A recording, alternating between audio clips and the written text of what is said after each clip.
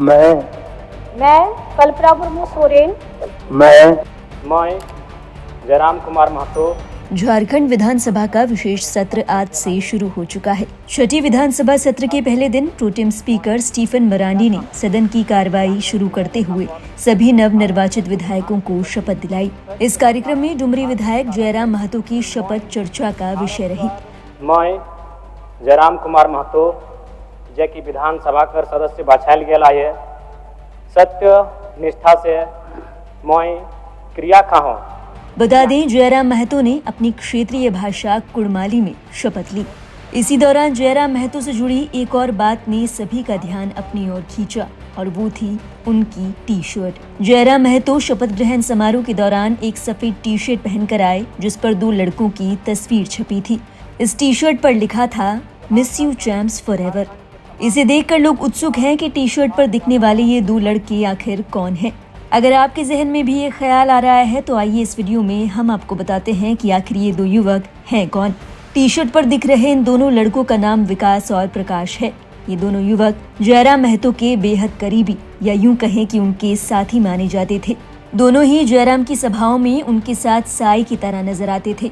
विकास और प्रकाश दोनों युवक जयराम महतो के साथ भाषा खतियान आंदोलन से जुड़े हुए थे। हाल ही में दोनों की एक रोड एक्सीडेंट में मौत हो गई थी। दोनों के गुजर जाने के बाद जयराम महतो को बड़ा झटका लगा था। ये बात साल 2023 की है, जब सरस्वती पूजा विसर्जन के दौरान जयराम महतो के गांव मानटान के 2 लड़के प्रकाश और विकास सड़क हादसे में बुरी तरह घायल हो गए थे। दोनों की हालत गंभीर थी। ऐसे में दोनों को इलाज के लिए रांची के रिम्स अस्पताल में भर्ती करवाया गया था। जानकारी के मुताबिक इस दौरान जयराम ने क्राउड फंडिंग भी की थी ताकि उनके इलाज में कोई कमी ना रहे, लेकिन डॉक्टरों की तमाम कोशिश के बाद भी दोनों को बचाया नहीं जा सका। दोनों की मौत के बाद जयराम इतने दुखी थे कि उन्होंने अपनी कई सभाएं स्थगित कर दी।